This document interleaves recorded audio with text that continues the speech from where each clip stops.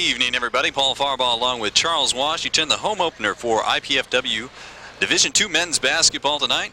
Coming in Tri-State, 1-1, taking on IPFW at 0-2. We're about ready to go here, so we'll get to the starting lineups as play gets underway here. Tri-State, a very small team, Charles. IPFW, though, 0-2. They got to be looking to push it down and get inside on this young team. Well, you have a Tri-State team that's 1-1, and they got 3 guys that are scoring at a 20-point per pace. So that's 60 points right there. They're scoring at about 91 PPGs a game. So the Mastodons have to push up the defense a little bit and get something on the win side tonight. Okay, we're set for action here. Tip controlled by IPFW. That's Shane Gibson now working the ball. A couple of new names you might notice this year. That's Jeff Jackson now over to Lan Bullard. Number 40, Lan Bullard. Number 50 is Jeff Jackson, now works it over. Talia Watkins, a new name. Jackson's outside, tries to put it in. Tri-State will play a man-to-man defense. They start 3 guards. They are very small, as we mentioned. Bullard with a shot. 2 points, Bullard. Lan Bullard, the Dons looking for a big year out of Lan. Lan's been here a few years, left and came back again. And always, I thought, one of the better athletes, slowed down by a knee injury, but hopefully he'll have a great year for the Dons this year. The guy you want to keep on track for Tri-State is number 33. That's Doug Taggart. He comes in 26-point clip a game. Taking away their scramble on the floor. It's going to be a jump ball, Tri-State ball. Man-to-man defense by IPFW. We'll see the flex offense on the other end. Tri-State likes to push the ball whenever they can because they are not very big at all. Tallest starter is 6'5". And the Dons, as we stated, come in 0-2, Paul, but kind of a deceiving 0-2. Wayne State basketball team, very tough to go up in Detroit to beat those guys. And Hillsdale, a team that the Dons have played off and on for the last few years, always a tough opponent. Wayne State is ranked in Division II play. No surprise there. They were a Final Four participant last year. This is Gibson outside, spotting up. That's Jackson down low. Glasses, no. Battle for the rebound, knocked away that time from Jermaine Williams. IPFW will control the ball, though. 2-0 in the early going.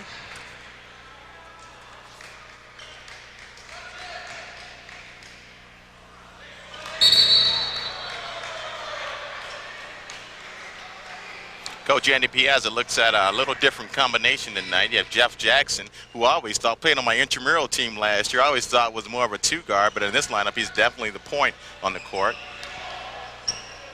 A different team this year, of course, gone. Sean Gibson, the All-American in Division II. This is Bullard now. Traps, got to get rid of it. 1-5 count there.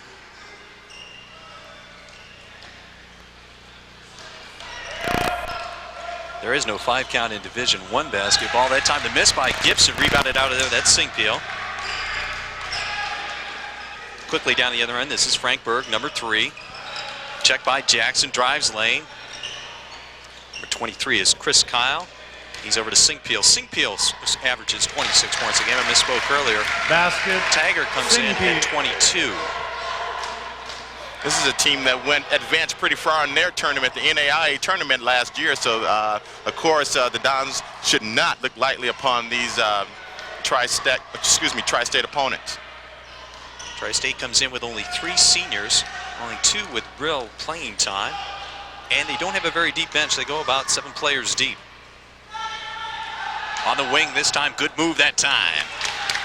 Hillel Watkins, looking for big things out of him, out of Chicago, spent some time in New Mexico. Gets his first bucket of the night. It's 4-2 right now. Just into the game, 17:15 left on the clock. Nice move that time. Number 33, Doug Taggart with the 2. IPFW looking to push it up right away. This is Bullard now, inside the 3-point line. Nope. Williams that time battling for the ball. He's going to get called for the foul. No, Bullard is, or scratch that now. Foul on John Beeler. on paper, Paul, you would think the Dons would have an advantage, definitely on the boards with the height advantage, and also they have some quickness down in the paint. As Watkins, though, he's leaving, and get Casey Runyon coming to the ball game. And as we get some time, we'll explain this 0-2 record. If you look at the stats, you can kind of tell, and also on the court with the new makeup of a team, some adjustments, players getting used to other players on the court, could explain some of that 0-2 record.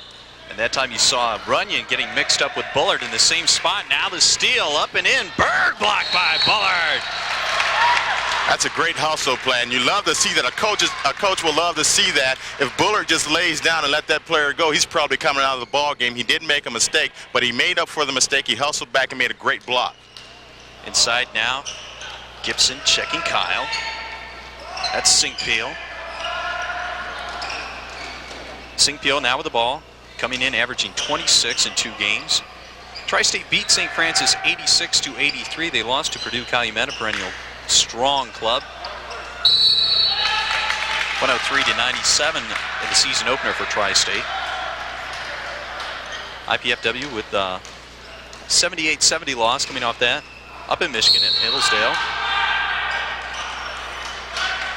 Ball knocked out of bounds that time by Berg. IPFW will retain 30 on the shot clock. Shot clock this year at 35, change from last year. Supposed to pick up the action a little bit and eliminate upsets, but of course saw one today if you caught the IU-Kentucky game. Runyon with a 3. First shot for Runyon.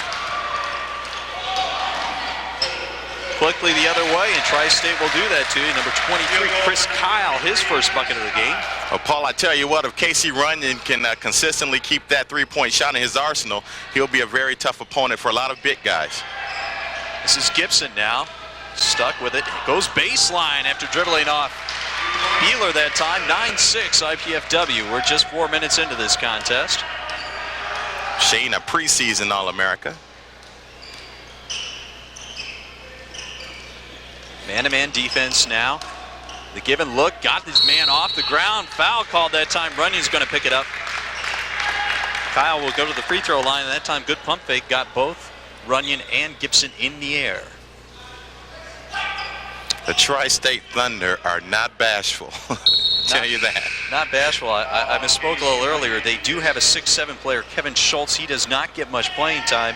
Chris Singpeel is the tallest player that will see a lot of action tonight on the floor for Tri-State. He is 6'5". They are a very small team. Chris Kyle goes 5'11". You might knock that down an inch or two. He sure doesn't look 5'11". A small team, 3-guard lineup for Tri-State. Cal now with the second. He's got 4. And it's a 9-8 IPFW lead. A little pressure. IPFW will have to deal with that all night long. Deal nicely this time in the game. First time for him. Scott Fanistock. 2 points for Fanistock now, and it's 11-8. He can play. I played with him some this summer. Didn't know he was a recruit, and he can flat out play. A lot of athletic skills. Time Taggart going baseline and glasses for 2. But then again, if I'm playing defense on someone, a lot of people can play. Folks, you missed it earlier tonight. There was an alumni game, and Charles Washington got in. Great try that time. Gibson crashing hard into the scorer's table. He seems to be all right. Head first that time. And you see, too, Gibson Young, the teammates also taking a little bit of a leadership role this year. That's one of the bigger concerns on this IPFW basketball team. Who's going to take over the leadership that Andre Walton and Sean Gibson had last year? Of course, those players have been with IPFW for a long time. Rebound that time by Fanistock. First board for him.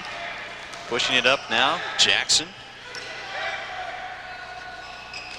Bullard with a drive down the lane, one to dish to Runyon. Fanistock knocked away, might have got away with a foul there. Berg knocks it out of bounds. IPFW ball. I spoke of Fanistock's athletic ability, skills good enough to earn him credentials to go to Evansville University. Fanistock is a senior. And the turnover for IPFW, that is number 3. Have some substitutes now coming in. Into the contest now, Russ Marcinek, number 21. Number 23, Scott Simmons. And Greg Arrington. Marcinek was listed as a probable starter. One of the quicker players on the Dons team. Hammond Knoll product. This is Marcinek now defending Berg.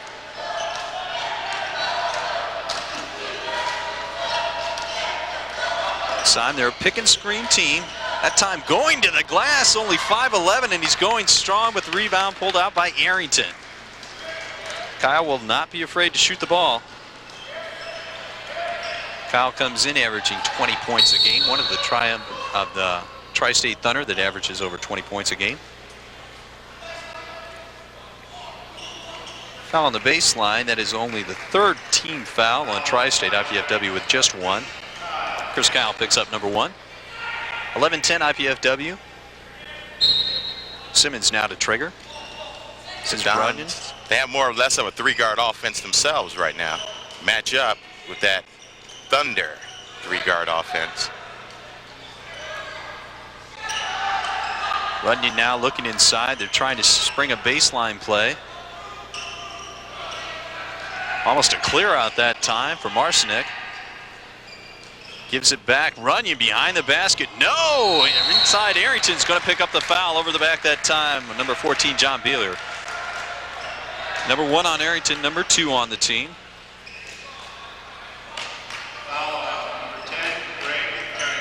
Both teams off to a sluggish start in the offense.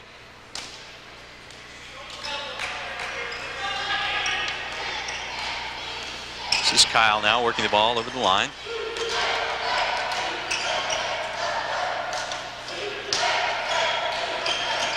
Beeler inside. And you wouldn't know Kyle is 5'11" the way he's working down on the block. Kyle now comes away. He's got 4, and he gives Tri-State first lead of the ball game at 12-11, 13:03 left. First time out of the contest, and right now IPFW struggling to get things going on the defensive end as well that time. Well, this is a team that's struggling for an identity. It's yet, in 2 games, it's going to take some time when you don't have the responsibility that Sean Gibson and Andre Walton had. A team that is looking for identity. Who's going to serve what roles on this team? And right now, they haven't come up with that. And with as many new players on the roster, that's not so uncommon, Paul. Well, we can hear Coach Andy Piazza's voice all the way up here. He's about 50 feet away. He's trying to impress on his team right now that what they worked on defensively. They're getting beat on the switch. They are not switching down inside. They play man-to-man, but they are getting knocked off in the screen and not switching quickly enough. Tri-State, as we mentioned, Chris Kyle's got 4 points. And even though, Paul, it's early in the season, but when you score at a 70 or so pace and your opponents are scoring at a 90 point per game clip, you're going to have some problems. And one of the biggest things, and just looking at the stats, it seems that the Dons are not getting a lot of assists. They're very down. The assist to turnover ratio is not very good. And when you're to be a good ball club, you have to get some assists. And what that means is you're running out, you're getting some fast breaks, and you're running a good half-court offense, getting some passes in low. Modified press by Tri-State now. Marcinek works it over the line. Outside, this is Simmons looking down low. Has to pull it out inside. Tough pass that time, rebounded out, but he took too many steps that time. It was a bad pass by Simmons. Tried to stuff it in there to Jermaine Williams. That was a good recovery by the Thunder. What they did was on the cut that Williams made, there was a double team, and meaning there should have been another man open right underneath the basket. IPFW presses for the first time this game. Time knocked away, still alive. That time a foul, though, on Marcinek. 10 seconds. 10 seconds. 10-second call before the foul. So another turnover for Tri-State. They started out with a couple of turnovers and had, seemed to get that under control there. The press works. First time, 1 turnover. This is number 41, Halil Watkins. Scored the first bucket of the game for IPFW. IPFW trails 11-12. Just over 12.5 to go now. This is Simmons driving. Going to have a foul out top, no basket. Foul on Frank Berg.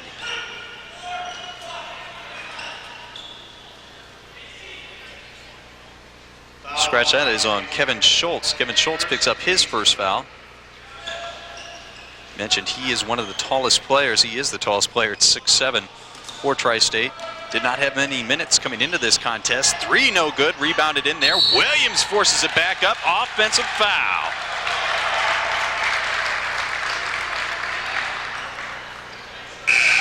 That was a good looking play by IPFW. You run the Scott Simmons off of a couple of picks and get him a wide open jump shot, and he's usually pretty accurate from out there. The form looked great, rotation looked great. He just shot it about 22 feet instead of the 19.9 from behind that arc. Williams picks up his first foul. No press this time down the floor.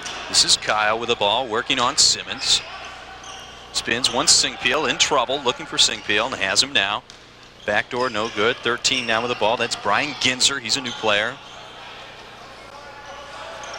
This is Ginzer now up top. 12 on the shot clock. This is as far as we've seen Tri-State run it down now. IPFW playing better man-to-man. The ball, Schultz now. Over to Ginzer, looking to penetrate inside. Nice move, Singpeel. Off the glass, no. Rebounded out of there. Number 41, Halil Watkins. Ahead, Marcinek looking. Baseline drive, no good that time. A lot of contact, no foul call. Arrington's made a couple of good moves to the basket, but he's getting hung up with not much to do. In the air with nowhere to go that time, behind the basket. Ball came down out of bounds. This is Singpeel right now. Comes in averaging 26. Has only 2 at this point. This is Kyle. He is not afraid to go inside. That time no help coming, but it is rimming and off. Marcinek now wants to push.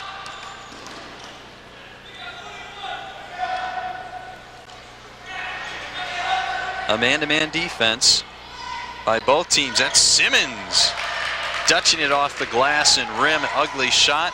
And we've been stuck on this 12-11 score for a long time now. Just over 10.5 remaining in the first half. Simmons only went 21 on that one instead of 22. Still trying to dial it in now. Defense has picked up now. This is Singpeel starting to pick up a little farther out. Singpeel down the lane, driving. Gibson has a seat. Out of there with a rebound that time is Williams. Nice show and go move that time by Arrington, but he is out of bounds on the rebound attempt. Don's right now a little bit out of sync, Paul. Things just aren't, the shots aren't falling for him. What you have to do there is you get the defense going, get a couple of easy, fast breaks, particularly for Scott Simmons, and then that outside jumper is going to fall because he is a good shooter, and you do want him taking that three-point shot, even though the last 2 haven't looked all that good. Simmons did not start the game, came in. Time we have another foul on Arrington. That's going to be number 2 on Arrington, number 4 on the team.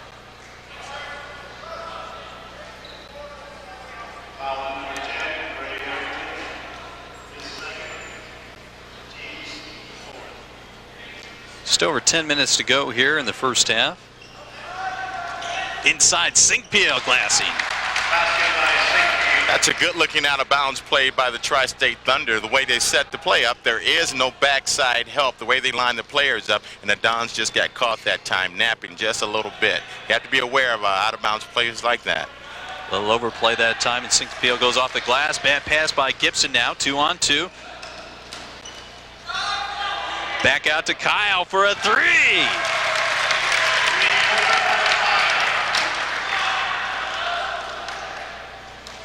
Kyle is showing inside-outside game. He will take the three-pointer. He is 10 of 12 on the season before hitting that one coming into the contest. This is Simmons now with the ball, looking to get out of a double team. Over to Marcinek. This is Arrington. That will be a 3. And he cuts the deficit now to 3. 17-14 Tri-State, and they will push.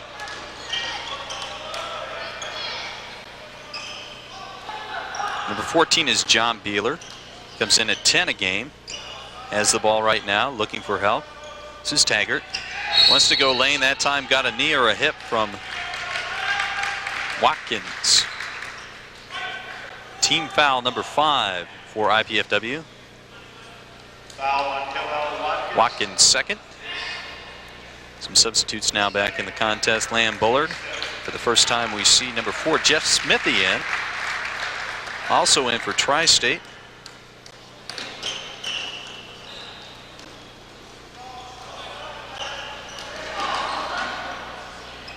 Berg misses. Berg just came in for Tri-State.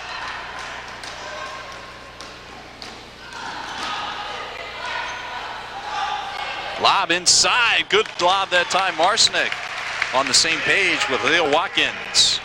Watkins now has 4. And that basket there was a result of great spacing by the Dons. One of the oldest plays in the book, the give and go off the glass this time. Now Marcinek works with it. Up ahead, dangerous pass by Watkins. Gibson in the middle, ripped from behind. Who the foul? That time they give it to number 33.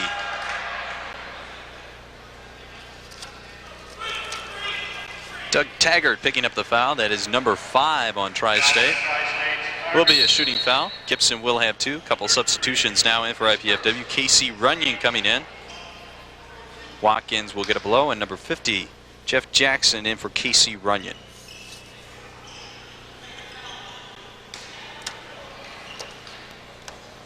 And Piazza looking to go with a little bit of a bigger lineup right now.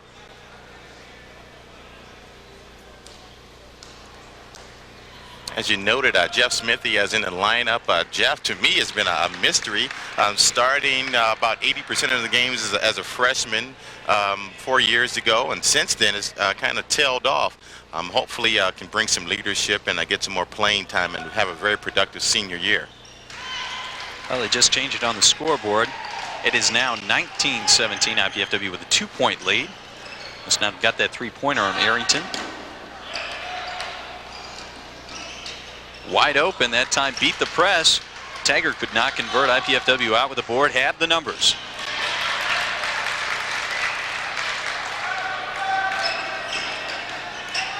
Pretty play by Sinkfield there. IPFW now setting up defensively. Tri-State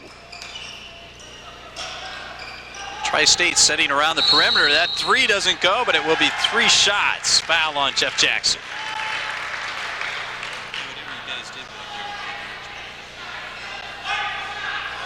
And that's something you just really don't want to do. Since that new ruling came in, you foul a shooter on a 3-point attempt, they get 3 shots at the basket. They're going to say that occurred after the shot. So apparently he did not do what we said don't do. Inside that time, the overplay by Bullard. Off Bullard. Next IPFW foul will put Tri-State in the 1-and-1. Tri-State only has 4 team fouls. That's Ginzer to Traeger. This is Berg, now to Kyle.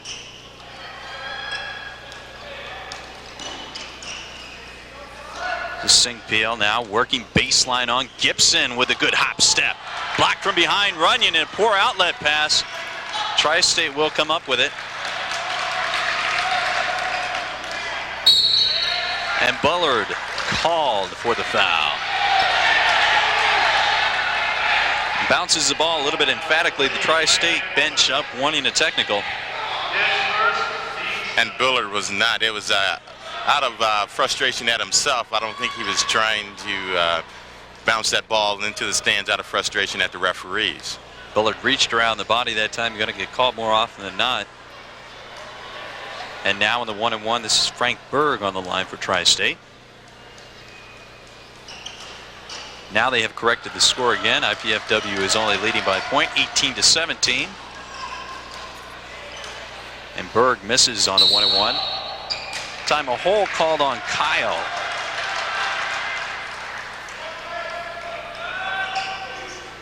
This is the kind of game that's always been very dangerous, and we can relate the situation to any team on any level. You have an NAIA school that has nothing to lose by coming here and playing. Even if they lose the game by playing IPFW very tough, that does not hurt them by any means. But on the other hand, if an NAIA team comes in here and beats an IPFW, their stock goes way up, and then come tournament time, even if the Dons have the record, it may come down to, well, you lost to a NAIA school at home. Singpeel off the glass. And now it's a one-point contest for Tri-State, 19-18. Just to elaborate on that point a little farther, IPFW is a Division II team. There is a Division III team, and then there are a couple of divisions of NAIA. That time the give and go. Gibson off the glass. No, got away with a foul. No, he didn't. Gibson with a little frustration that time. Thought he got hit on the entry pass. Hit in the face that time. Was going to go strong to the glass anyway. I guess to explain that point to some fans at home that may not know, when it comes time tournament time, and when teams are very close, they look at scheduling, early season scheduling, your types of opponents. That's why a lot of teams in Division I, Louisville, for example, plays a very tough schedule. They struggle a little bit traditionally early on in the year. Become tournament time, they get better as a team, and plus those NCAA officials look favorably upon their tough schedule. St. Pio hits the first, 2-point lead now. Substitution for IPFW. Fanastock in the contest now. Bullard will come out. St. Pio has one more.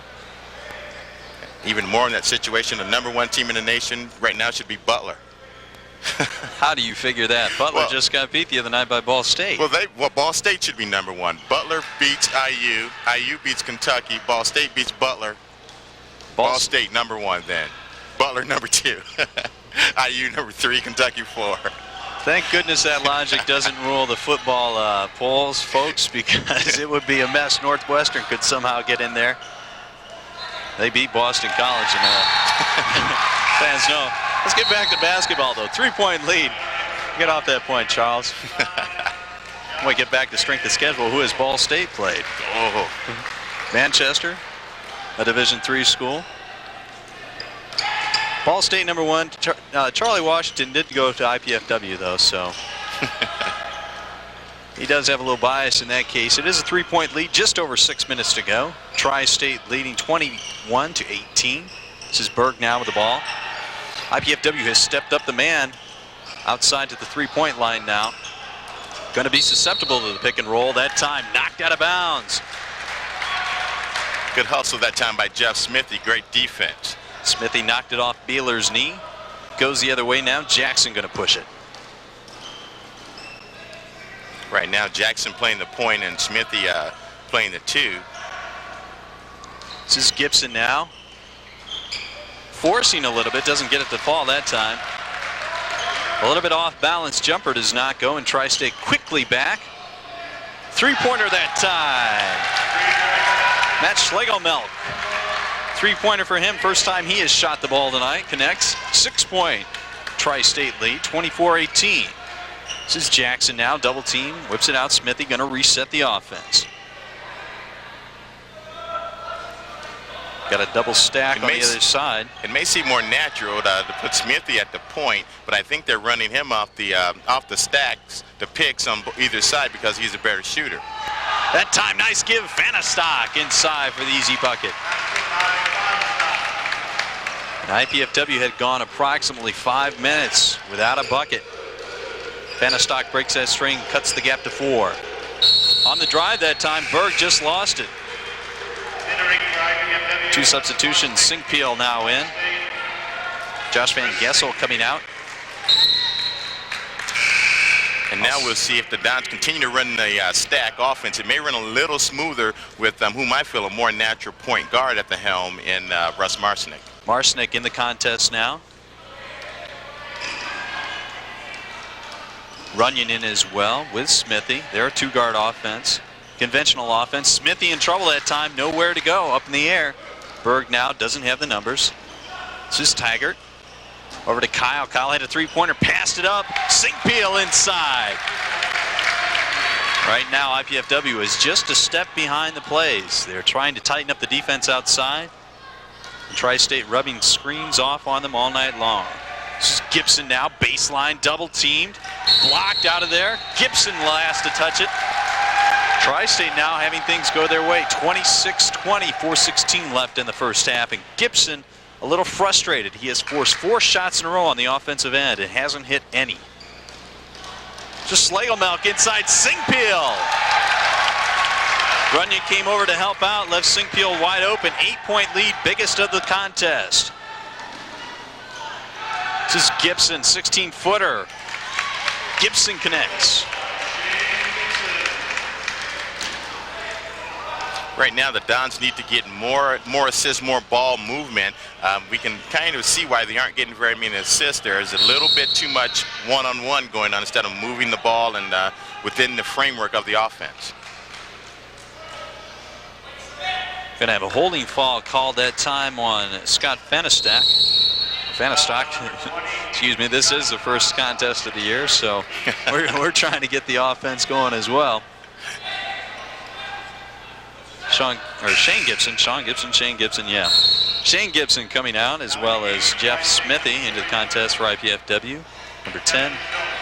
I saw all I wanted to see of Sean Gibson today in the alumni game. He can still play, and he was on the opposite team that I played on today. Did you D him up, or did you tell somebody else? I grabbed him a few times. Didn't play much D. The wily veteran move. Yeah. This is Arrington now with the ball outside. Runyon over to Smithy, down inside. Good look that time. Fanistock will go to the line. The rhythm that time. Good ball movement. Crisp passing. All the way around the perimeter. Swung it around down inside to Fanistock. 2 foul shots. The result. That is a 16th foul on Tri-State. Kevin Schultz picks up the foul. That's his second. Fanistock tries to cut in the 6-point lead.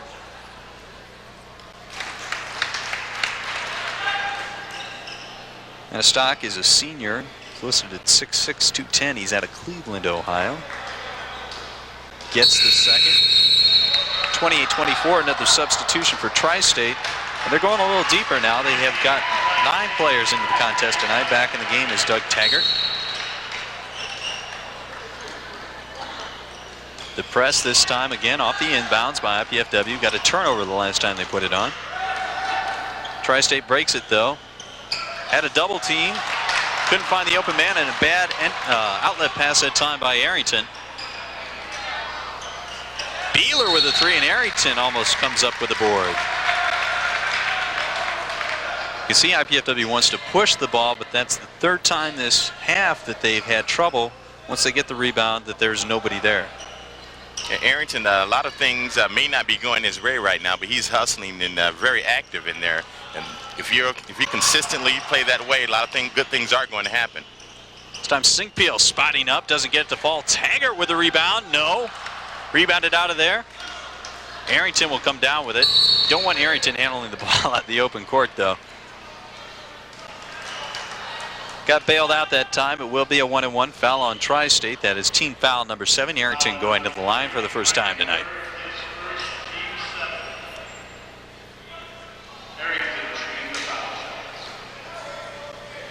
Early on, it looks like the Dons are missing 2 pretty big things right now that they got, and apparently, and actually they got from 2 players last year. A lot of times last year, Andre Walton would get a lot of rebounds. When your point guard gets a lot of rebounds, it starts to break automatically. There is no needed outlet pass. He gets the rebound, and there's your break right there. And also, those rebounds that you know you're going to get from Sean Gibson consistently. The players just have to step up collectively and take the place of these 2 great players the Dons have had the last couple of years. Arrington, 4 years for Gibson. Arrington gets both. The ball now. The press works that time. Simmons, that ties the game, 28. The press that time working again. Marcinick, though, dribbled the ball out of bounds. Just to further elaborate on that point, Tri-State coming in here has been out-rebounded by an average of 11.5 per game. And IPFW has not cracked the offensive boards that they could count on from Sean Gibson last year. Defensive rebound that time by Runyon. Arrington getting in a little trouble there. Bails out. This is Marcinick. 3-on-1. Fanistock. IPFW a 30-28 leader. We're down by 8 at a time, and there's a mugging right there. Sinkpeel going to the orange. An intentional foul there. That's going to mean 2 shots and the ball back out of bounds for the Thunder. And I don't disagree with that one bit. That time Fanistock came over and put both arms on the shoulders of Sinkpeel that time.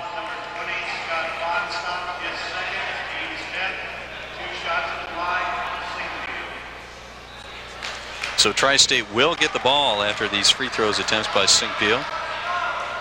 And what the referees a lot of times are looking for there is a play on the ball, an attempt to play the ball. If you go for the ball, there's nothing wrong with the hard foul, but you have to be going for the ball.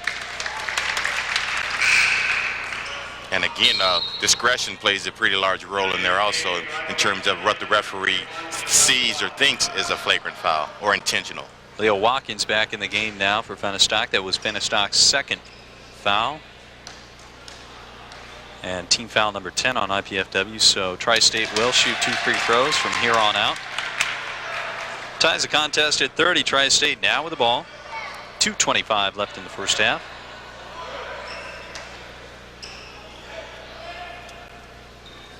IPFW trailed by 8 just over the 5-minute mark and cut it. The good run here. Singpio working the offensive boards hard. Tries to keep it alive. That time Simmons, though, in the right place. Double teamed. Watkins now. Simmons going to walk it up.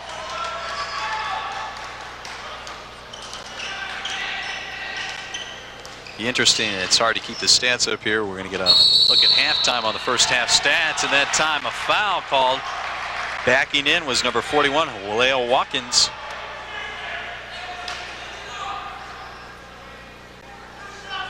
It results on 2 shots at the other end. It's Watkins' second. Singpil up for an Academy Award on that play. The Bill Lambier flop there. But it was effective in this case. Might talk a little bit about that. Bill Lambier, of course, retired. Singpil now for 2. Not very many people cared for Bill Lambier, but over the course of the last 10, 12 years, he was a very effective post player for the Detroit Pistons. An all-star in some of his earlier years. Gets them both to fall. 2-point lead for Tri-State, 32-30. Just under 2 minutes to go here in the first half. This is Arrington now looking. Simmons outside. Side. Runyon was double teamed for a split second there that time. Gets the ball off glass, ties it at 32. This is Beeler pulling up, looking inside. Singpil going to work down the lane.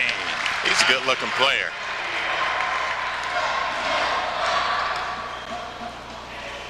Out of North Manchester. This is Simmons drives the lane, pulls up, gets. Well, he finally gets a shooter's shot. They've been all over the rim earlier on the 3-point attempts. That ties it up at 34. Now the next best thing that can happen for him is for him to get a fast break layup, and then he can look for that outside shot to start falling. Just over a minute to go now. 15 on the shot clock. This is Singpil. PFW going zone for the first time. Oh, bad. That was a walk that time. The official underneath said he was juggling the ball, never had control. IPFW gets away with one. This is Marcinick down the lane. A walk that time not called. And Berg was the last to touch it, and there are 2 calls that have gone IPFW's way. Up off the bench is Dick Heck, the head coach. It's 11th season at Tri-State. Simmons to Traeger. Arrington's going to load up a 3. Didn't call glass either. Rebounded out of there that time. Williams. Williams that time. Might have been over the back. Third time a charm. Marcinick connects. That is a 3-pointer. Williams working the glass very well on that sequence. Ate up a lot of clock. Only 13 on the clock. Tri-State will play for the last shot. Now down to 6. This is Singpil's got to go up with it. Time off Singpil. 2 seconds left. Good defense.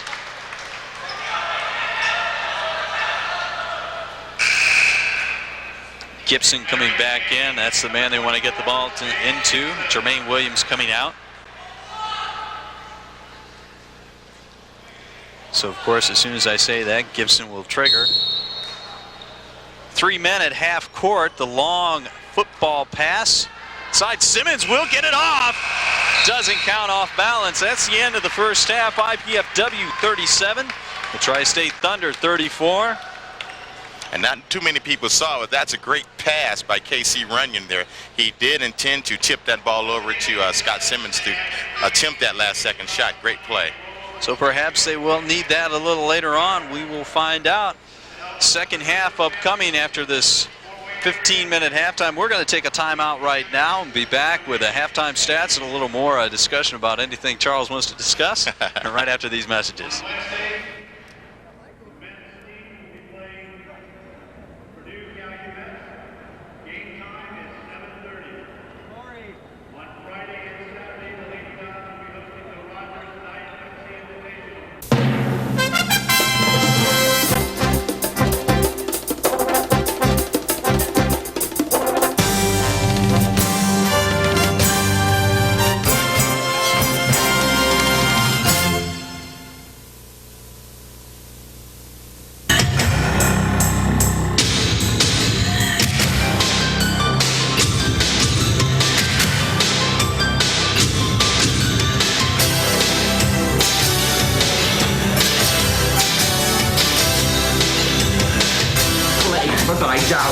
Triple value.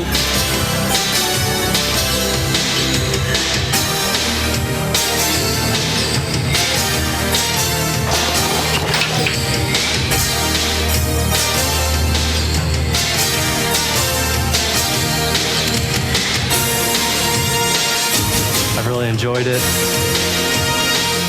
Quality education. Courses are challenging.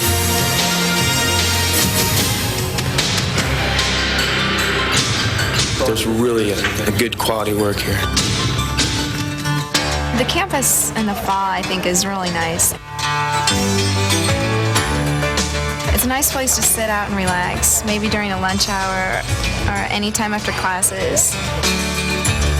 There's a lot here that IPFW has to offer. The professors really concentrate on helping you. They've enabled me to grow professionally. If you're going to go in Indiana, this would be the place to go, and people just don't realize that because they think it's hometown. Many of the professors here at IPFW have gained both national and international recognition through their teachings. I know a lot of people say that if you go to a small campus that you won't be able to find a good job, but I've been interviewed with General Motors, and they chose myself and another girl from IPFW, and that gives me great confidence in this school.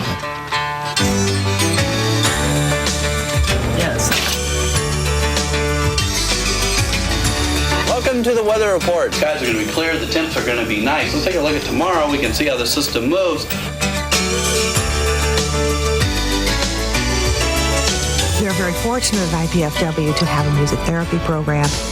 We have a career service area that finds employment for students, sometimes career-related while they're in school and after they graduate and after they become alumni. We have multicultural services, special services for African-American students, for Hispanic students. We have a Women and Returning Adult Center for our large returning adult student population. So basically, I know everybody in this lounge. I could say Chinese, Japanese, Korean. The Office of Multicultural Services provides personal counseling, academic counseling, and also cultural heritage programs primarily geared for African American students and Hispanic students, and also any other student on the IPFW campus who would like to take advantage of our services.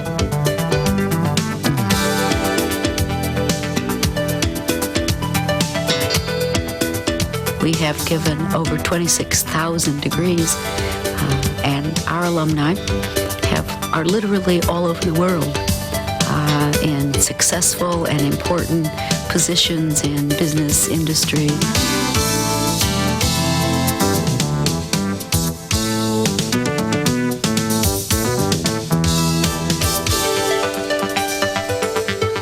Oh, good question. For example, can these two go together? Now think about that argument, especially from our perspective today with our concern with the environment. Which is better? We had some kind of patent infringement case. We thought somebody was infringing upon our patent. Temperature stagnation, temperature corresponding to triple value, you would determine the stagnation properties. In other words, what you are going to do, you are going to pretend that you decelerated the flow from whatever it was to this point.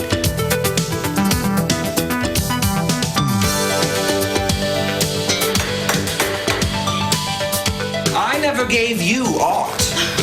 My honored lord. Just take it in like this. How do I care for this child? And that transition from what's taught in the classroom to what is actual reality of putting it into practice and the hands-on doing procedures. Okay, how would I decide now, for example, how big a drop of water was? The way it was conducted in the district court, they said, was a summary judgment. It left 2 unresolved issues of fact. What were those? Somebody tell me.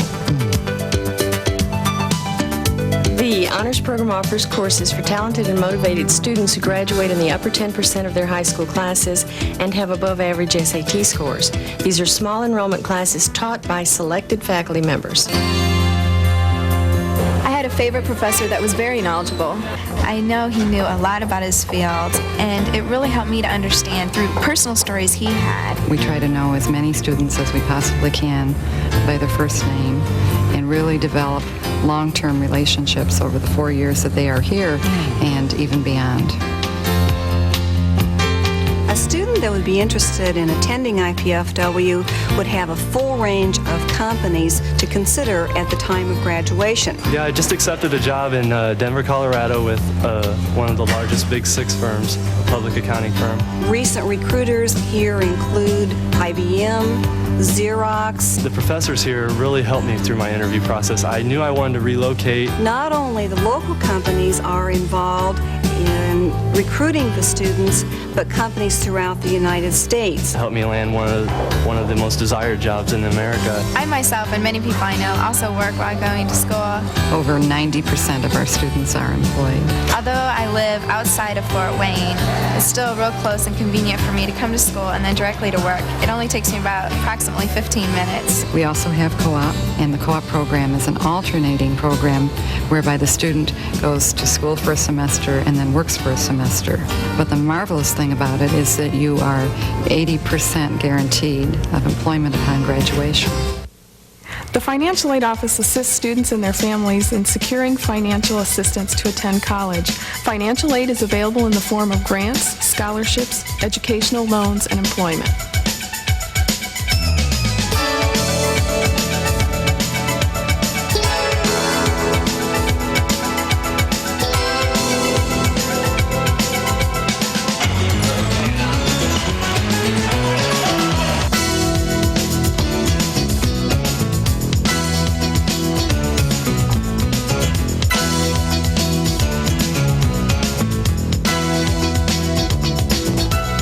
Undecided about my major for a while now, but they really helped me a lot. Helped me to discover new careers and check into them, get ideas on them. I really appreciate that. They've really done a lot for me in that aspect. I think IPFW is an exciting place to be. And it's exciting because we have such a wide variety of students. I think we have appeal for many students. We offer a quality education. Our student body ranges in age from 13 to 82, and we can offer quality and variety.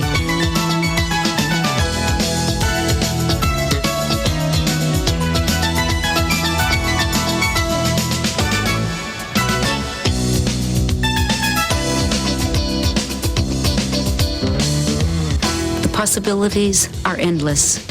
The opportunities are here for you. Won't you come and look at the opportunities and explore the possibilities and become a part of Indiana Purdue at Fort Wayne?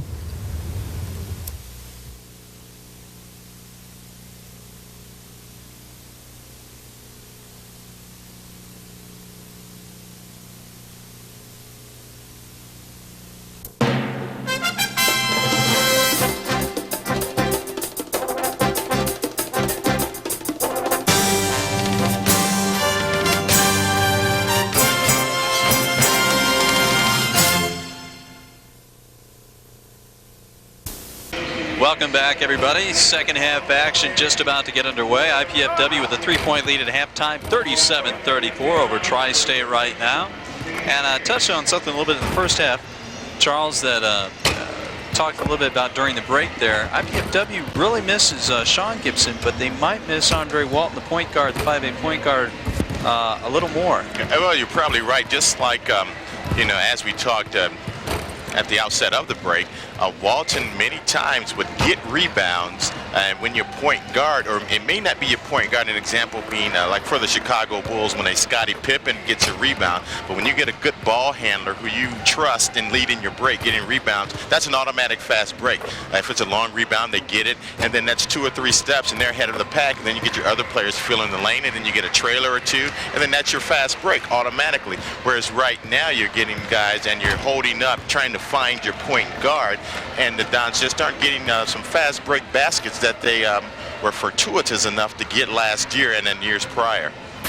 Another thing as well, with Walden directing the offense, everybody pretty much had a place that they were going to be at right now. And we've seen IPFW many times this first half struggling to find out where their place on the court is. We've seen a lot of pileups, a couple players run into each other, where their place on the floor is and where they need to get the ball at.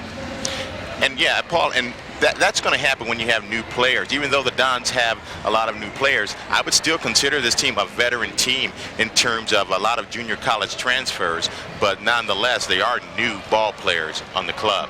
Okay, let's run down the second half lineups for you. For IPFW, will be number 41, Halil Watkins, number 20, Scott Fanistock, number 24, Shane Gibson, number 23. Right of your picture there, Scott Simmons. And number 21, Russ Marcinek. Tri-State number 14 is John Beeler. 23, Chris Kyle. 33, Doug Taggart. 0, Chris Singpeel. Number 3, Frank Berg. This is Marcinek now out high with it, just underway here in the second half. We'll run down the first half stats as we get them. Tough pass that time for Fanistock to handle. Quickly on the break, Kyle with some open floor. Taggart, that's a 3. No, called it 2. Toes on the line, just a 2-pointer. This is a pretty good-looking Tri-State Thunder basketball club. IPFW getting underneath that time. Watkins with 2. And they seem to be pretty savvy. Have a lot of court savvy for such young ball players. Overall, they are a pretty young basketball team. Time Berg gave Marcinek a hesitation step, then drove. First foul for IPFW in the second half. 39-38, just 1 minute gone here in the second half.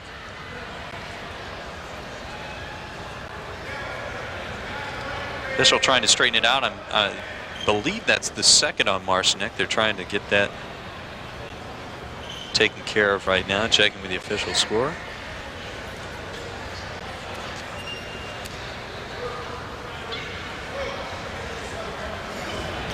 IPFW has another home game. It's 4 days away, December 8th, Purdue-Calumet. That game at 7:30. Then they'll be on the road, Quincy, Illinois. And back at home 1 week later, December 18th. Quincy, Illinois game is December 11th. That's a Saturday. Back home the 18th against Madonna. That's an 8 p.m. start.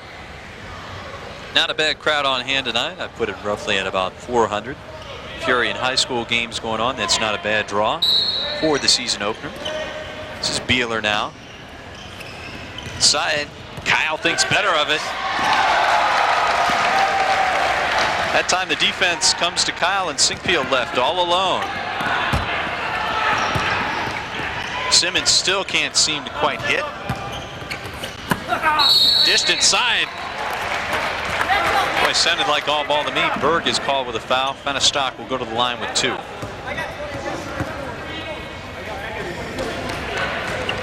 Foul on number 3, Frank Berg, his second. Team scores. That was a great entry pass on the other end by Tri-State. Just a good-looking play. You draw the defenders, and then when you get the 2 defenders to come to you, you dish off to the big fella. Fanistock hits the first. One shot, Clint. Has another coming. And converts both for a 3-point 41-38 IPFW lead. Now the press again. Berg breaks it easily up ahead. Beeler down the lane, kicks back. This is Kyle, the three, and it goes. Second three-pointer for Kyle coming in. He was 10 of 12, 2 of 2 on the night. That evens the score at 41. Baseline left for Simmons. Glasses no. Stock with the rebound. Working inside. We're going to have a foul. Tagger picks up the foul.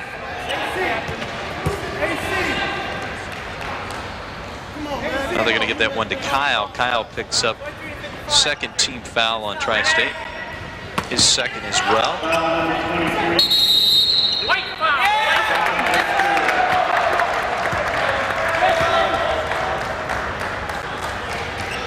Fanistock picks up his third foul. Foul number 20, Scott Fanistock. Singfield, pretty savvy play there. Grabbed him, and then Fanistock retaliated the second. In most cases, the second call is going to be the one that the referees see. A kick there by that time by Gibson. Reset the shot clock at a full 35.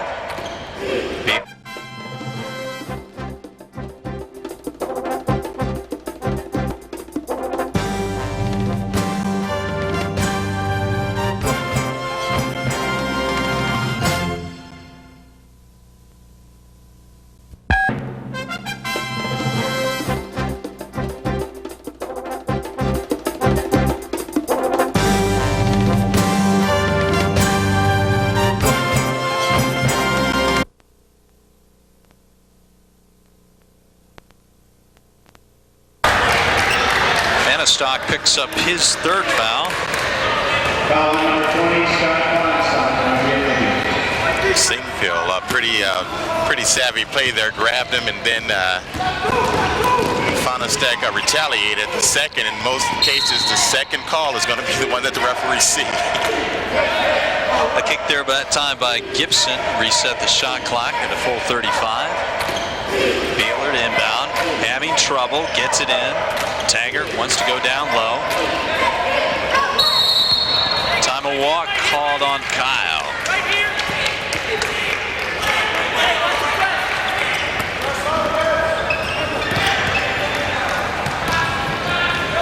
This is Marcinick now with the ball.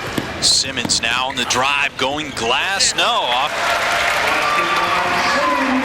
That time just pulled up, laid it in softly. Simmons now. That's what Scott needs. He is struggling from the outside, and he needs some easy baskets. Not that that was an easy opportunity, but nonetheless, the basket did fall, and it was a pretty close-in shot, and hopefully that'll help his outside range. Gives Simmons 6 on the night. He was 2 of 5 in the first half. Substitution for IPFW. Casey Runyon in the game. Having a seat. Runyon played pretty well in the first half. Having a seat will be Watkins.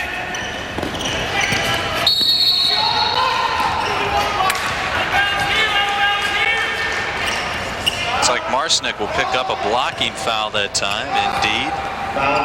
Already IPFW 4 quick fouls. We're just over 2 minutes into the second half. 43-41 IPFW with the lead, though. This is Berg off the inbounds pass. Doesn't get the ball, and that time we'll pick up the foul. Shane Gibson, not noted for his rebounding, has been doing a pretty good job on the boards tonight.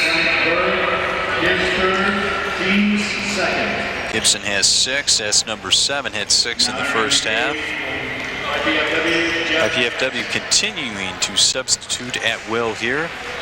Jeff Jackson's going to work the point now, in for Marcinick, who has 3 fouls.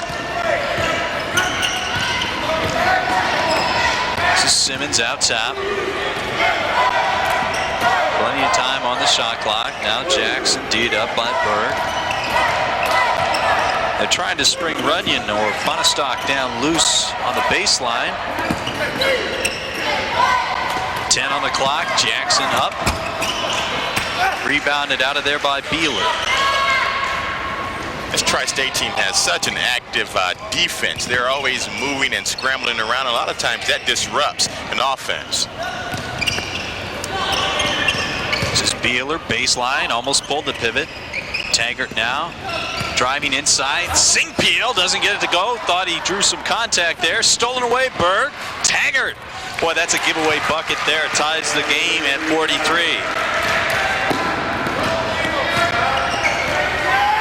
Taggart's got 20. No, that's not right. Taggart's only got 8 on the evening. Time ripped by Taggart.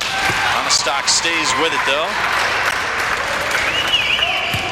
And his being left-handed that time helped out quite a bit. Stock's got 12 now for the second half. Taggart on the drive, slipped that time. Block called on Runyon.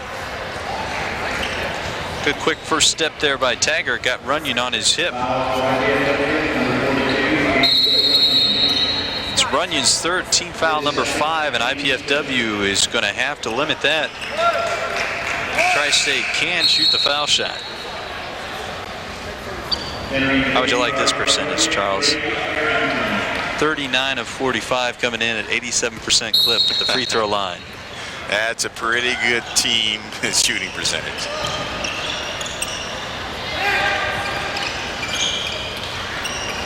It didn't hurt themselves either in the first half. 8 for 10, give and go that time. Beeler spins out of there. Gibson, rebound number 8.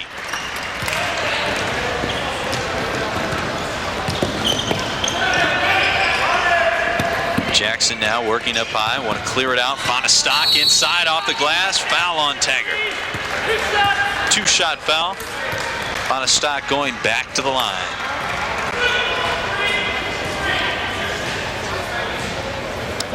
As he gets used to this offense, used to playing with all the players here at IPFW, he's going to be a very good ball player for the Dons this year.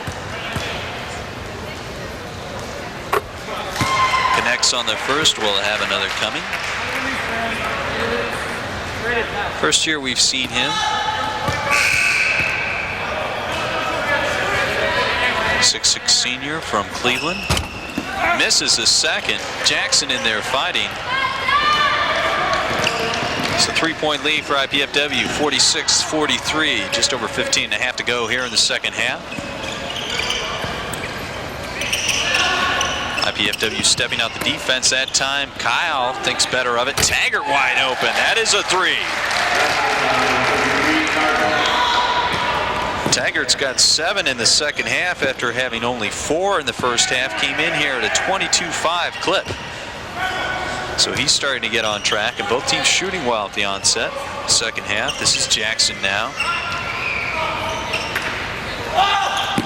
Tough pass that time. Stock fading away. Runyon with the rebound. Shot clock winding down. It's down to 4 at that point.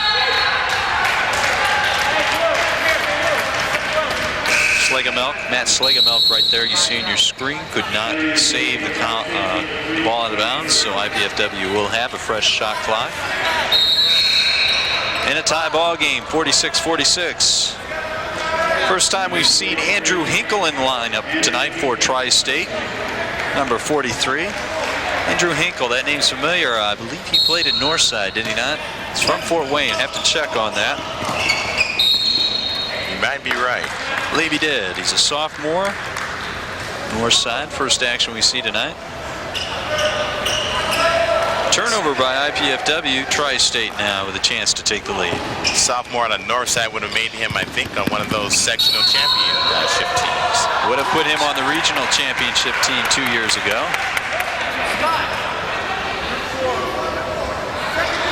Dick Hack can't believe it. Tri-State coat up shelf off the bench. That is a charge by Beeler, number 2 on him, and that evens up the foul situation at 5 apiece.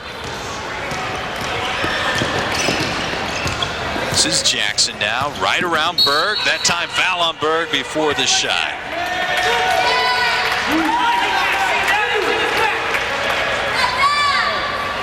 One more Tri-State foul in IPFW in the bonus. They were up in the foul situation, 5-2 early on.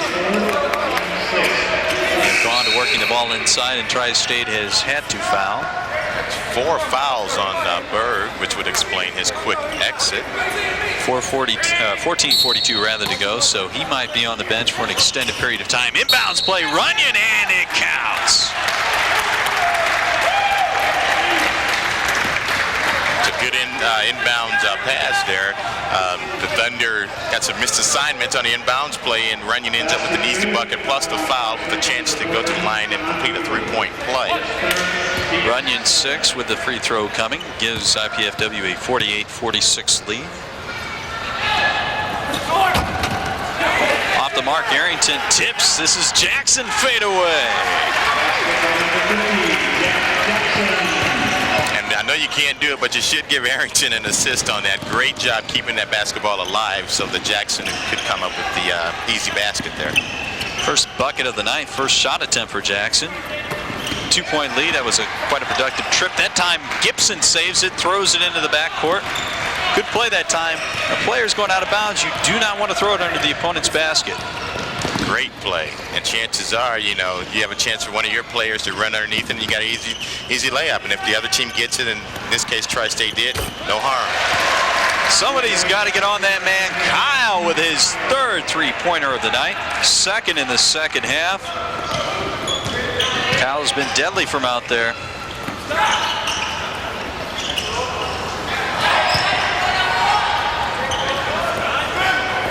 This is Jackson now, guarded by Kyle.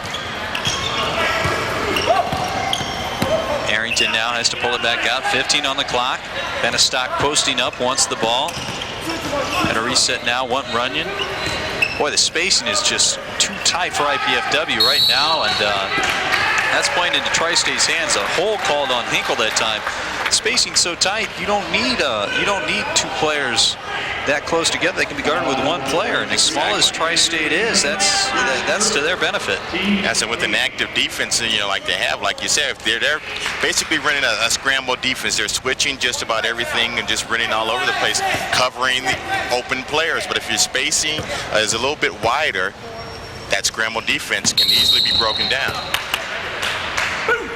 Right there. You two. Double. Oh. Yeah. All right. Okay, now we're going to go to the arrow. We're going to go to the arrow. Where's the arrow going this way?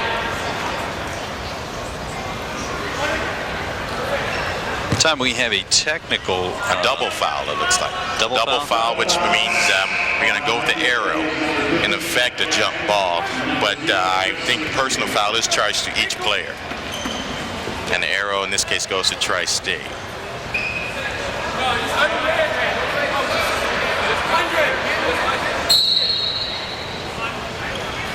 Good look at Andy Piazza.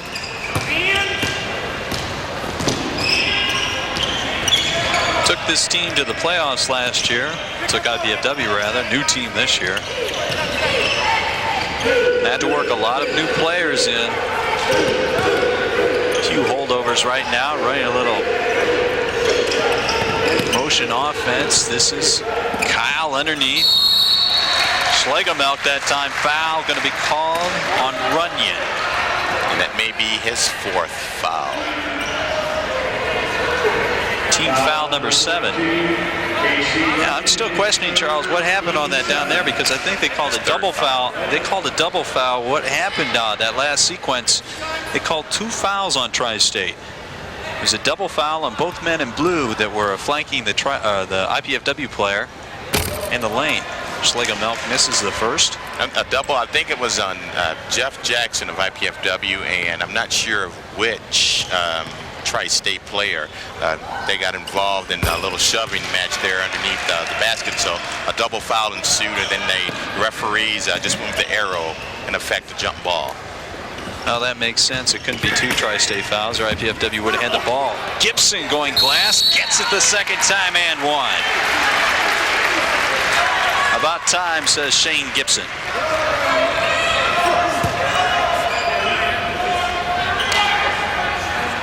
And Don's taking a 52-50 lead. They just can't shake this Thunder. And that is bad news, too, because IPFW has committed 17 fouls, so Tri-State, deadly from the line, will be there the rest of the night. 12:47 to go. Gibson converts a conventional three-pointer. Shane has 9 on the night. This is Hinkle now, wants to go baseline, gets it up, no. Runyon with the follow. And Hinkle, his second foul. frustration foul. A lot of players, they'll compound a mistake, took in what I would call really a bad shot, and then it bounced right into the hands of the IPFW player, and then Hinkle clearly went over the back and grabbed. Singfield coming in now. Hinkle forced that shot against 2 IPFW defenders. Hink quickly picked up 3 fouls, and Runyon will be on the line.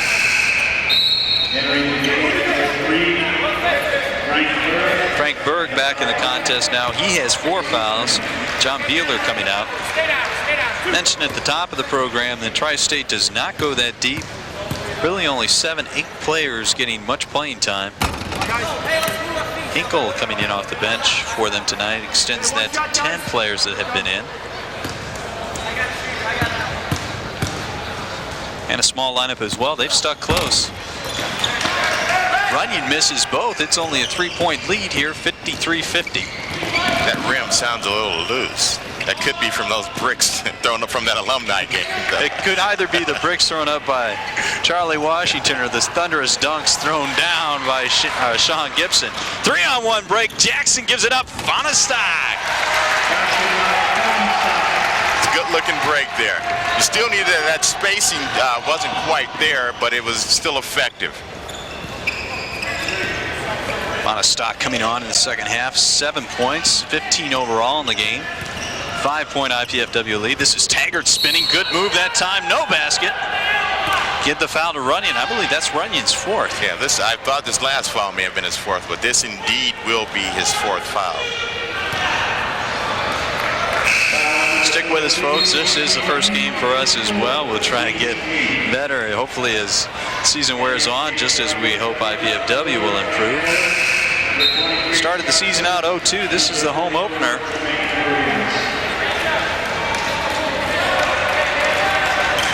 Some substitutions Williams now. Back in the lineup. Lan Bullard for the Dons, along with Jeff Jackson, Scott Simmons, and Scott Fonestock. Taggart at the line, 1-and-1 doesn't go. Fonestock saves. And that time miscommunication. Simmons thought Jackson was going to come up with it, and Jackson thought Simmons was going to come up with it. 11:52 to go. A fan on the front row came up with it. Inside, knocked away. Fonestock. Buller comes up with it. Good defense. Again, you had that out-of-bounds play that the Tri-State has run before. Bullard now going baseline in rhythm off the top of the glass. Tough rebound inside. Williams doesn't get the fall. Jermaine Williams with a nice board. Quickly up the other way. This is Berg. Looking inside. This is Schlegelmilk. Doesn't go. Williams with the rebound. Just tangled up, and they're going to call a foul on Singfield. Singfield just got his arm caught up there. Williams is a very strong player. Didn't go real strong to the basket on that last play. That's the kind of play that we got on Doug Ranke a lot of last year. When you get the basket down that low, you go as strong as you can. You dunk the ball or at least go as strong as possible. He went a little soft that last time. So at the line will be Jermaine Williams. Okay, 2 shots. Stay down.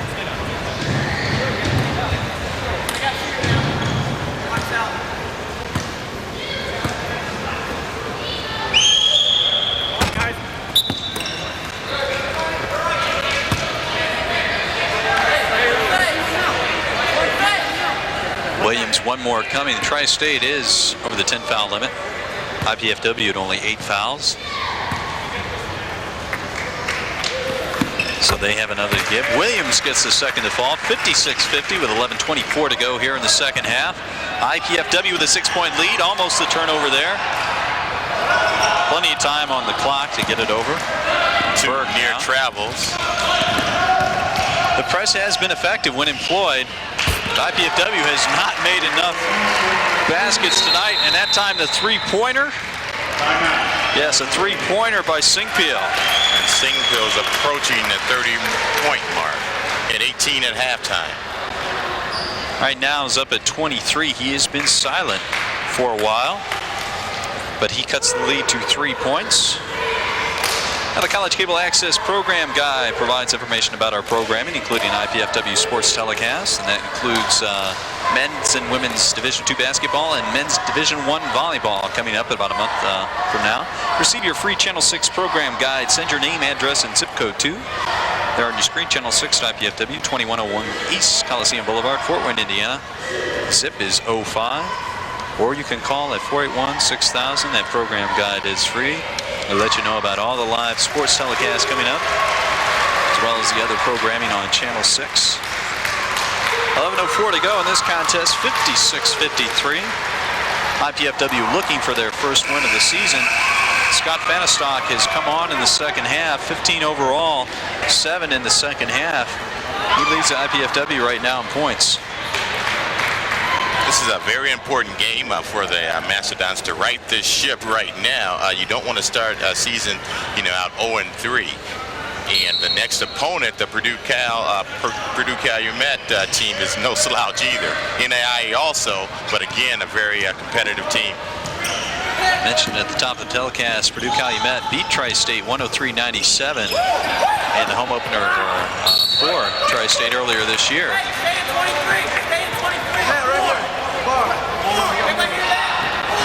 Kyle knocked the ball out of bounds. Will be IPFW ball. Back in the contest, Kyle coming out. Beeler back in.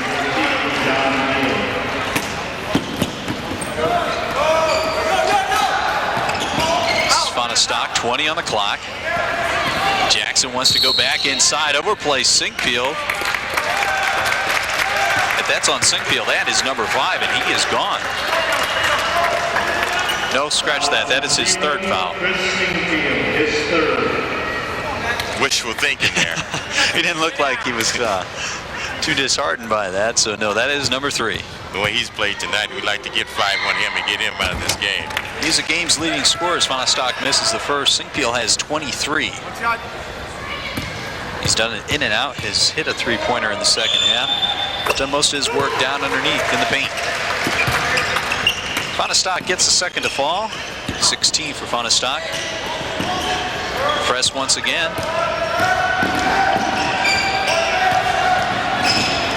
Time Bullard coming in to help out, knocked the ball out of bounds. His foot was on the line, so Tri-State will retain possession. I'm not sure why the Dons haven't employed this press a little more. It has given the Thunder some trouble. Maybe it's a conditioning situation or a strategic situation to keep them off balance. That time the overplay does not work by Williams. Lob into Sinkfield. He goes glass, cuts the lead to 2, 57-55. IPFW. Jackson gets his own pass back. A few moments ago, that out-of-bounds play again worked for the Thunder. Dons have to make some adjustments when the Thunder get that ball on the side out of bounds. They really want to work Sinkfield. He swings around over to the other side. This is Taggart now. Back at the Sinkfield. He's going to drop in down low. Taggart all alone. Overplay that time. Easy bucket. That's just great spacing and keeping IPFW players from being able to play help side defense. Simmons comes back, bricks heavy on the rim. That time kicked out. Schlegel-Melk over to Berg. Berg now comes down with the board and pushes it up court. This is Taggart for a 3. No. Rebound Bullard out of his hands. Sinkfield working inside. Gets his own rebound. Puts it back. No go. Williams now with the rebound. Starting to see Tri-State slow down a little bit, not getting up and down the floor as quickly, especially Sinkfield. Walk by Jackson. And that's what you can't have. That's an unforced error. You can't have those. Jackson will get a blow. Russ Marcinek in the game. Also back in the game, Chris Kyle. Coming out will be Frank Berg. Berg's got 4 fouls. I'm going to give him a blow, probably get him in the rest of the game. Kyle, though, has been devastating. 3 of 3 from outside, 15 in the contest. He's hit 13 of 15 three-pointers this year, and there's another man who has been tough all night. Sinkfield, 25. 25 for Sinkfield. In quickly, Williams off glass. Good feed that time by Simmons. Williams, his first bucket of the night. Pushes the lead back up to 261-59. Backing down. Foul called on Marcinick. 8:50 to go. St. Peel is going to get a rest. He is winded. Into the contest, number 41, Kevin Schultz, and Shane Gibson making another appearance. Good minutes that time from Williams, Jermaine Williams. He's a junior out of El Paso. He goes 6'6" and about 220.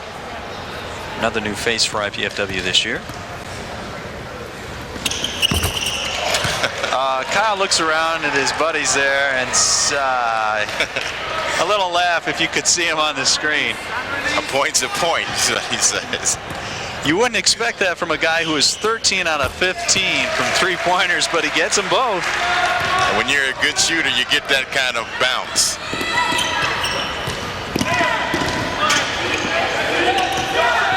This is Bullard now looking for help on baseline. Fonostock straightens up, one-on-one move back to Bullard. He wants it, goes up. Gibson, strong weak side rebound. Cannot get it to fall, and that has been the story of Shane Gibson tonight. A lot of his shots just rolling off the rim. The Dons are getting good first moves, and then the Thunder's defense is simply shutting things down. That's happened in many cases. You get a first move around one player, then you look right there, you have two players right in your face. Coming into the contest, Tri-State was giving up high percentage of shots. 58% of the opponent's shots were going in. IPFW is down around the 40% mark right now. 48 in the first half, and they're struggling here lately in the second. This is Fonostock. Will be a two-shot foul. That's a good foul by Tri-State that time, because we were just about to see, I think, some of Scott Fonostock's athletic ability on that play. Well, Schultz bought St. Peel a couple of minutes on the bench. He's going to be back in, and number 44 coming in as well. Smash Lingo-Melk.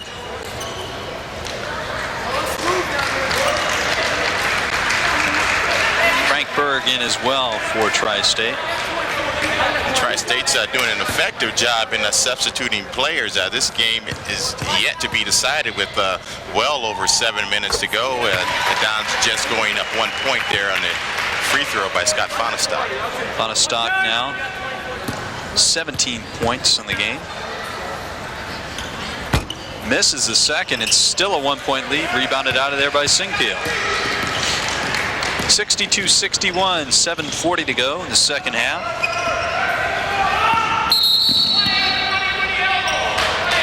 Fonostock picks up the foul. That's number 4, I believe, on Fonostock.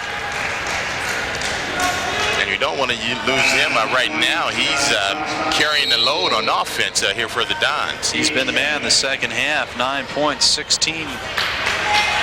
Stretch at 17 for the game. That is indeed number 4 into the contest now. Leo Watkins, number 41 for Fonostock. St. Peel, 2 shots. Both teams are over the foul limit now, so it'll be 2 shots the rest of the way. And this is for the lead.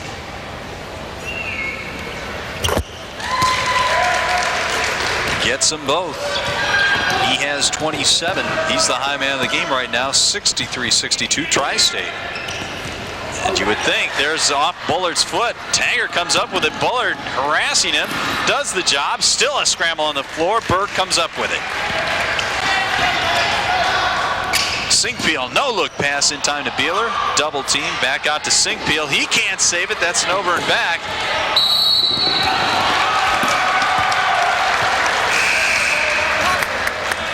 That's an unfortunate play right there. That's great hustle by Land Bullard, but nonetheless, things just aren't going Land's way tonight.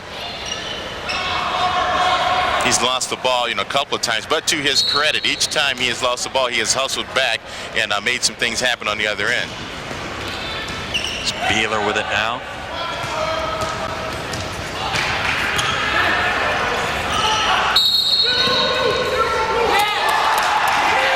Boy, that foul hurts. That's number 4. Called for a push. It's Chris St. Peel. Foul number 0. Tri-State can ill afford to lose him. He has 27, and there is 7:01 left in the contest. Just trying to carve out a little room for himself down at the offensive end. Tough foul. Now you can be assured that IPFW is going to go after him on the offensive end. And Hello Watson just stood his ground. As you see, the forward from Chicago, Illinois, missed pretty badly on the free throw there. He's a lot sturdier than he looks. He looks pretty thin, but if you look at his upper body, he does have some strength and is not easy to push around down there in the post. Now they list him at 6'7", 215. He's one of the bigger players out there. It's a lean 215. Once again, the press. Second free throw goes. It's tied up at 63. Tri-State will just not go away. They are a smaller team. They really only have 3 scoring threats. 3 players average over 24. That time a steal works. That time bad outlet pass again. Schlegelmilch comes up with it. It's going to pull it. That's a bad decision making. Bad decision making right there by the Dons, and you have to have some leadership on the team to alleviate some of those bad decisions. In a tie ball game, when you don't have the numbers there, I believe it was a 1-on-3 for IPFW. You just have to know better than to force that pass. And by year's end, I'm sure Coach Andy Piazza will have them doing just that, knowing better. Sinkpio coming out, Chris Kyle in, coming out as well as Matt Schlegelmilch. And this is a very, very small lineup in for Tri-State right now. Frank Berg, they list him at 5'7", John Beeler at 5'10". Chris Kyle at 5'11". Those players are all in. IPFW should look to pound it inside. Little rugged Simmons going lane, loses 2-on-2. Berg loose underneath. He is hammered.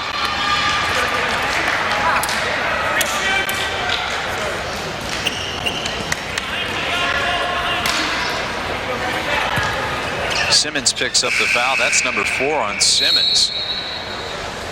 Right now, the Dons are just out of sync. And what Tri-State has been doing all night, the Dons are picking down low on the post. And the most open person when you're going to make a pick is the person who sets the pick, because what the Thunder is doing, they're double teaming the guy who's receiving the pick, and then all the guy who's setting the pick has to do is roll back under and get an easy shot. But the Dons haven't quite figured that out yet. With only a little bit over 6 minutes remaining, it's been a riddle unsolved all night. Berg hits the first and the second. 2-point Thunder lead, 65-63, just over 6 minutes to go. Neither team has really pulled away. Tri-State had a 28-20 lead. That was their biggest lead of the contest. And down the floor, Smithy looks like he turned an ankle. Opposite side of the floor. This is Arrington going glass, doesn't work. Off with the board is Kevin Schultz. Right now, if you're IPFW, they've got some subs in there, Tri-State does. This is when you have to make a little bit of a run. At least get more than one look at the basket. Boy, it's getting physical down inside. Going to call Gibson for a foul. Holding Taggart. That will be 2 shots for Taggart now, and Tri-State can up its lead to 4. Foul number 41, Watkins, his 4th. Substitution. This is the first time we've seen Eric Schroeder come in, rather. Entering the game for Tri-State, number 25, Eric Schroeder. And again, that looks like they're trying to buy some time for Berg with his 4 fouls. They want him down the stretch, and it's kind of looking like playing the lottery. You're looking for a bonus here, keeping your star player, in this case, 2 of your star players out with 4 fouls to get them back for the stretch. And anything that these players give you right now is a bonus. You look at the score and you'll see, oh my God, okay, great. They kept us in the game while our good players were on the bench. Berg has 4 fouls, as does Sinkpeel for Tri-State. Casey Runyon has 4 for IPFW, as does Scott Simmons. Inside, missed assignment. And that's exactly what happened there. They're playing, they're anticipating the picks, and they're just double teaming. And right now, the Dons finally figured one of those situations out. Timeout. Dick Hack saw what happened down the offensive end, wants to take a timeout and talk about it. Tri-State with a 2-point lead, 67-65, just over 5 minutes to go, 5:13. Singpeel will come back for Tri-State after the timeout, getting ready to check back in. And what the Dons, have to do on those plays that we just mentioned, Paul, what they have to do is play the game. It's called playing the game. Sometimes you go pick, but if they're double teaming the pick, you slip a pick and then you go for the open spot on the court. It's called playing the game instead of playing just going for the plays that are drawn up in your offense. If they're overplaying them, you have to do some different things out there.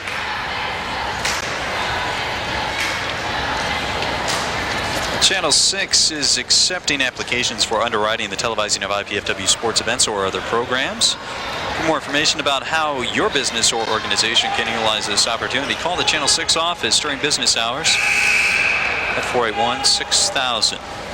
And it was a time 2 years ago when all the programs, the winter spring programs, were ranked in the top 20. That includes men's and women's Division II basketball and of course, the volleyball program here under Arnie Ball. I believe they're a 7th ranked team in the Takahara poll, preseason poll, and that will be getting underway in about a month or so.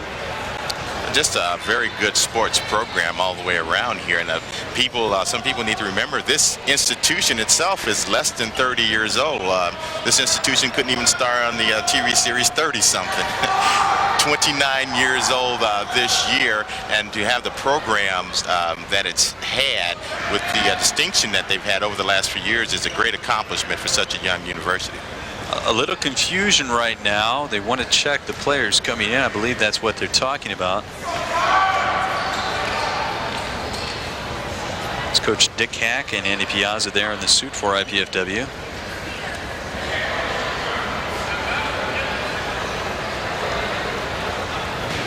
Maybe they're trying to figure out timeouts, how many timeouts each team has left. That was Tri-State's first timeout, so they should have. Yeah, I think that is what they were trying to figure out, how many or maybe fouls. Fouls on a particular player, or how many timeouts the team has left. We'll try and get that ironed out for you here.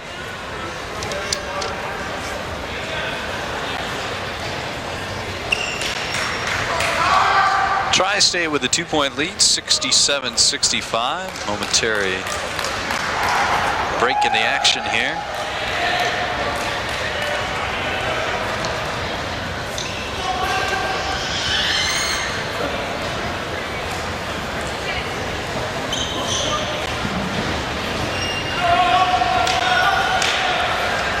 Okay, it looks like we're set for action.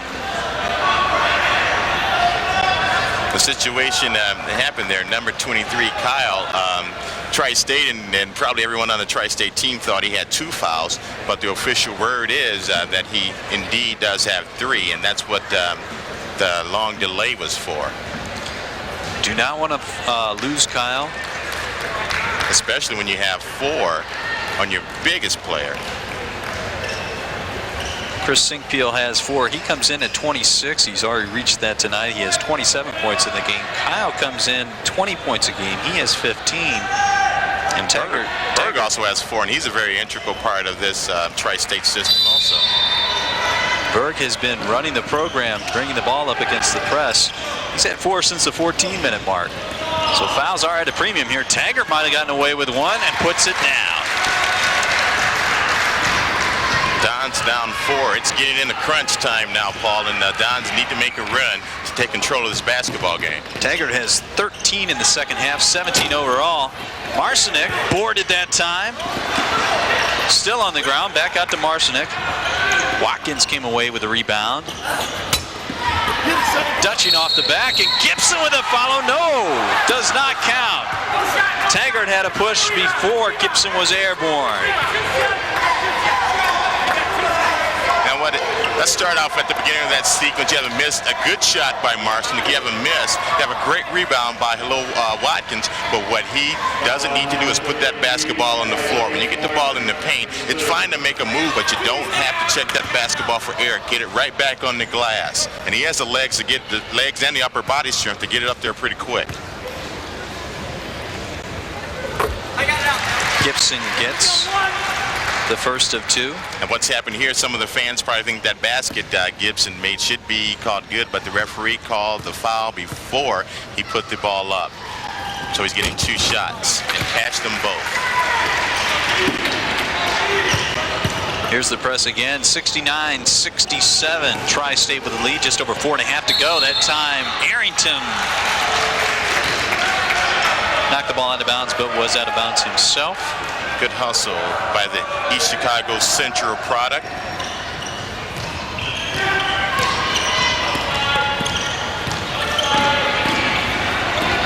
Clock down now to 18 seconds.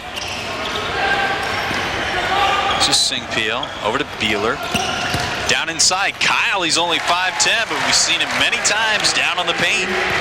Arrington's got at least 4 inches on him. They list Kyle at 5'11", but he is not 5'11". Arrington trying to return the favor, glasses. Maybe they got a pact or something. You let me go, I'll let you go. But in all sincerity, great moves by both players in the two ensuing plays. Tri-State with a 2-point lead, 71-69, 3:45 to go. Tri-State now beginning to milk the clock. Got a tangle up here, and that's going to be number 4 on Kyle. So that break in the action a couple of minutes ago, very important. Tri-State had Kyle with only 2 fouls, and the official scoring, it was 3 fouls. And now that is foul number 4 on Kyle. So Kyle, Sing Peel, and Berg all have 4 fouls. And Watkins is playing good defense, holding his ground. This is the second variety where there's been an offensive foul where he's played good defense and just, kept his ground where he was. Watkins, though, misses the first. Unreleased, guys. Unreleased.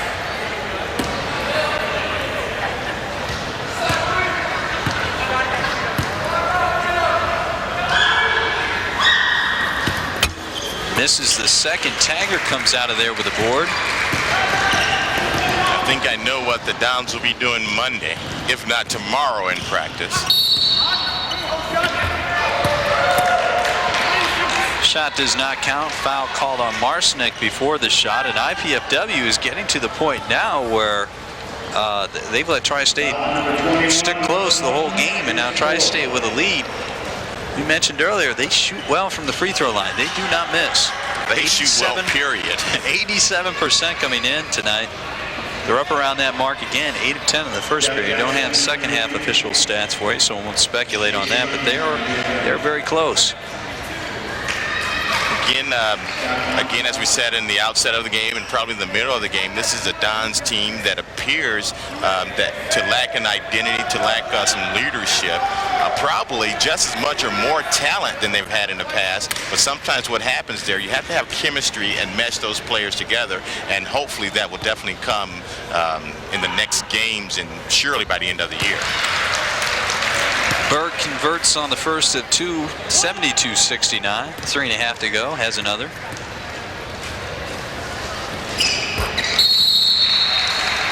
I say those things because the Dons have a Great Lakes Valley Conference championship to defend, so hopefully they'll get things together. This is Jackson now in the contest for IPFW. Fonestock reappears, and that time bad pass by Arrington. It was a bad pass to Arrington to start things off, or may have been a bad cut by Arrington in terms of too close to the baseline. A couple of new players in for Tri-State. Taggart hammered as he goes. A foul is going to be called on Gibson. That is Gibson's 4th.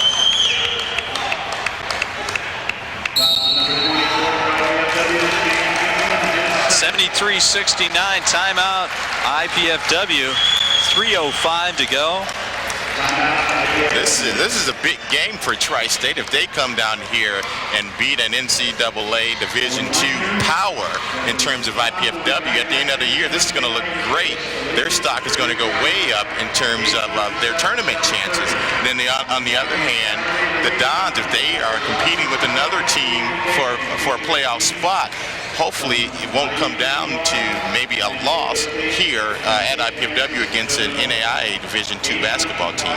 Hopefully the Dons can right this ship and get things taken care of and win this basketball game. 32 teams selected for the tournament. I know we're looking a long way down the road. I'm sure if you had talked to the coach about postseason right now, he'd tell you you're crazy. 32 teams invited in the Division II playoffs, and normally 2 or 3 teams from the Great Lakes Valley Conference. IPFW tied for first last year. And preseason is very important when it comes down to tournament chances, because everybody knows the Great Lakes Valley Conference is one of the tougher conferences in Division II basketball. That's not a problem. But what happens is people are going to look at what did you do your pre-conference schedule, who did you beat and who did you play. Okay, have a question. I think maybe this time it's on the timeouts. Who knows? Both benches not quite in jibe. Do you know this? Doug Taggart will be on the line. He has been the man in the second half. He's got 13. Chance to have 15 in the second half, 19 overall. Expand on that 4-point lead. Now what do we have down here? I think this is a timeout discussion. And a Tri-State coach is telling Coach Piazza how many timeouts he does have. Coach, you don't have any.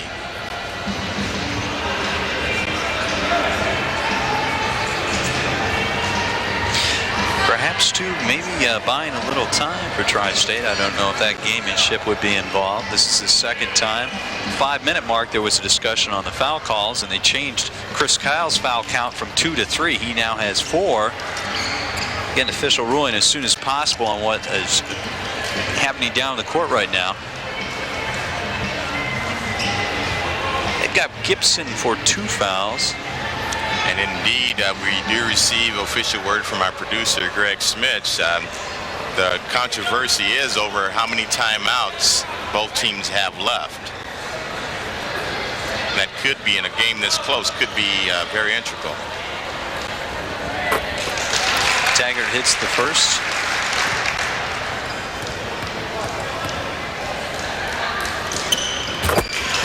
And the second to push the lead to 6. 3:03 to go. It's 75-69. Tri-State on top.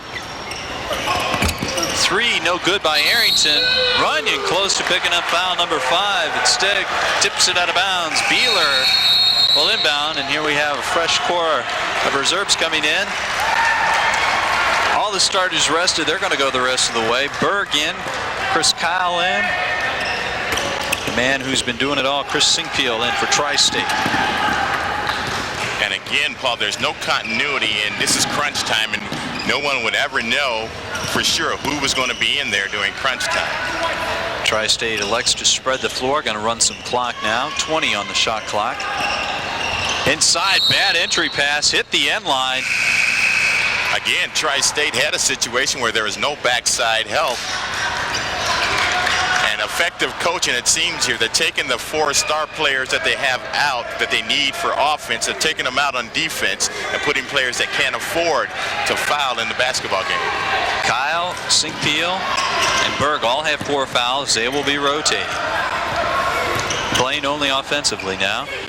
Under 2.5 to go. Someone's got to start hitting something for IPFW. Comes back to Runyon. Yes! 75-71. Tri-State a 4-point lead now. 2:15 to go. More importantly, that keeps Tri-State now calls a timeout. I was going to say that keeps their offensive team out. Tri-State calls a timeout. They're going to get their players back in. 2:13 to go. Paul, if I'm Coach Piazza, I might think about it, and I'm nowhere near his status and coaching ability, but I might think about putting my best pressing team in the basketball game. Maybe make this Tri-State team make some turnovers. When the Dons have used a press, it has been pretty effective. And with 2 minutes and 13 seconds left, I would think that I could put a team there that could sustain some pretty effective pressure for over 2 minutes. Well, IPFW certainly will have to get a defensive stop here.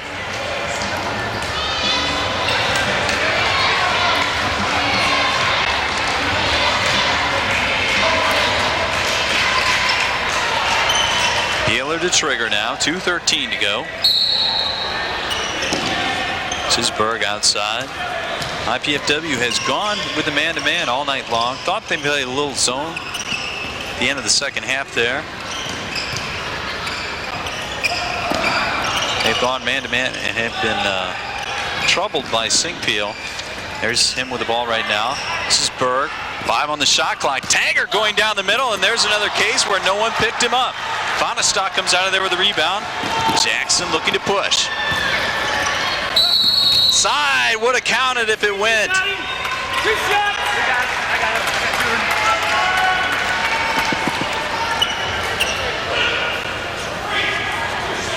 Jackson will have 2 shots, and Berg is gone.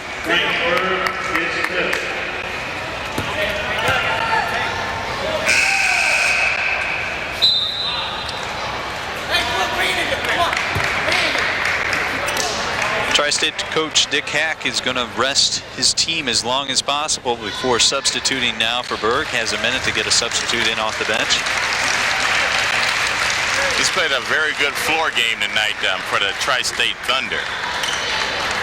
I don't show him with any points. I have to check on that, but he has spearheaded the offensive attack and has brought the ball up against the press. Yeah, if you look at the box scores, you're going to think, well, he didn't do very much, but the real fans that watched this basketball game would know he had a very good floor game and was a very good floor general for the Thunder tonight. Number 44, Matt Schlegelmelk in the contest for Tri-State. This is Jackson. 6'1" freshman out of Elkhart. Does not get the first to fall, and we'd have to check on that, but IPFW has missed a boatload of free throws in the second half.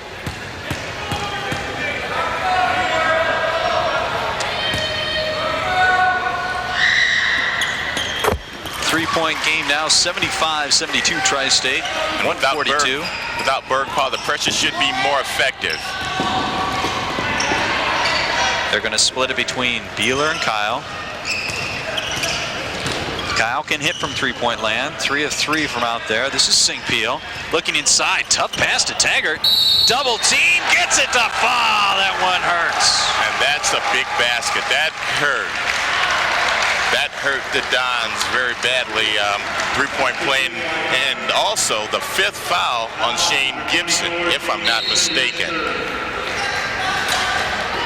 Yes, it is. No, it's 3rd foul. 3rd foul. 3rd on Gibson. Gibson that time, though, went up and had his arms over Taggart. Did not have the arms perpendicular. No way he was going to get the foul called for him. Taggart converts. Now a 6-point lead, 1:20 left. IPFW has to get going something very quickly right now. Simmons got to get it up.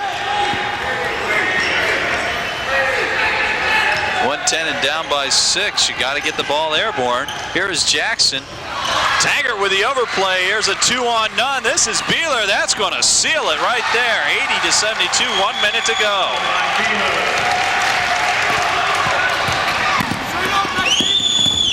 Simmons down at the other end now. 74-80 for Tri-State. A 6-point lead.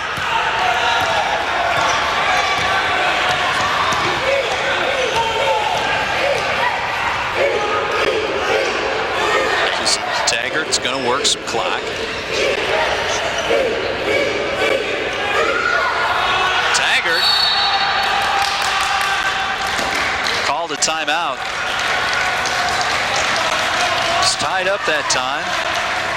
Got the timeout in. 14 on the shot clock, just 33 left. IPFW, they might be happy with that defensive pressure. They've got to have at least 2 possessions to get the ball back. Get the ball back and score. They're down by 6 right now. Again, this is a game at home that you definitely don't want to lose for the simple reason you're 0-2. This is an NAIA school and you're at home. And your next opponent beat this team. So things not looking extremely bright for the Dons at the moment. Well, Doug Taggart has come on, number 33 for Tri-State in the second half, 18 points, 22. He's hit his average. Looking down the list here, Charlie, I don't know who you fouled. The worst free throw shooter is Chris Singfield, and he's hitting at 79% coming into the contest. So they have their foul shooters out there. They do not miss from the free throw line. Taggart now with the ball, has 12. Wants to look now. This is Kyle. 7 on the clock, 25 on the game clock. Kyle driving, and again, no one there with a help. No help side defense. Kyle gets the bucket. 17 for Kyle, 8-point lead, and that one just about did it. 15 seconds left. Jackson hits a 3, but it might be too late. 82-77, 10 seconds to go, and Gibson with a foul.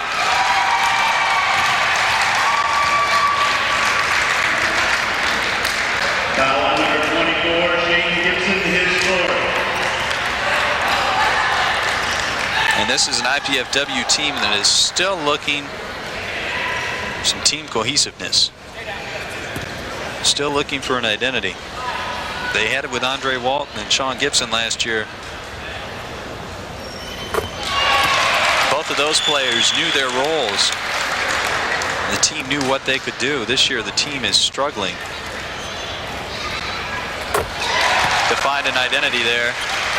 2 more for Taggart, 84-77, 5 seconds to go. Tri-State will go 2-1 on the season. IPFW will open 0-3, and that's ball game. 84-77, your final. Again, a huge win for Tri-State, beating an NCAA Division II team of IPFW status, and a very disappointing loss at home for IPFW against an NAIA competitor. Coming into the contest,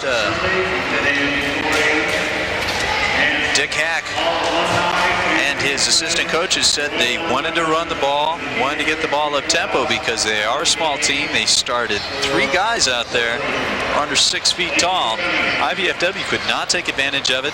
Spacing was poor on IPFW's part, and they could never solve the roll-off plays. Tri-State Thunder repeatedly burned them on the inside. 84-77 is your final score here. IPFW on the losing end. We're going to take a timeout right now and see if we can get Scott Fonestock on the floor to talk with him. He's a Dandy Don player of the game. Be right back after this brief timeout.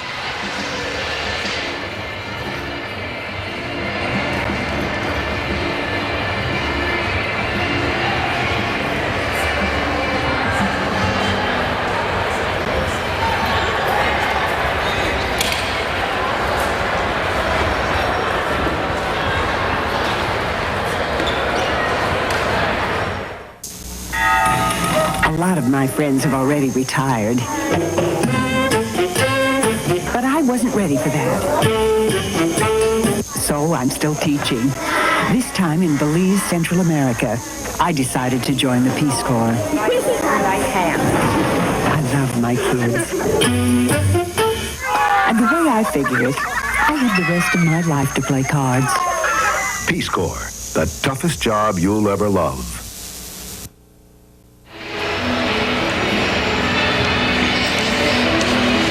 Again at the Hilliard Gate Sports Center. Going to take care of a little business here. Paul Farbaugh along with Charlie Washington making his way to the floor. There's your final score. Tri-State a winner tonight, 84-77. We at IPFW are pleased to be able to bring you cablecasts of the NCAA athletic competition. We hope you've enjoyed the show and the excitement of intercollegiate sports from IPFW. To provide such programs, we need your support. With the help of many volunteers, we are able to produce these programs at relatively low cost. Your contribution will help to defray the production costs not covered by the Channel 6 budget. The College Cable Access Center invites you to invest in quality college programming by sending your contribution to Channel 6 at IPFW, 2101 East Coliseum Boulevard. There you see it on your screen, Fort Wayne, Indiana, 46805. I'd also like to take this time to thank the Channel 6 volunteer crew and the Learning Resource Center at IPFW for their contributions to the live production of this basketball game this evening. Telecast of this IPFW sporting event is copyrighted and the sole property of the College Cable Access Center and IPFW. Unauthorized copying, exhibition, retransmission, rebroadcast, or other use of this event without expressed written consent is strictly prohibited. Well, we're trying to see if we can get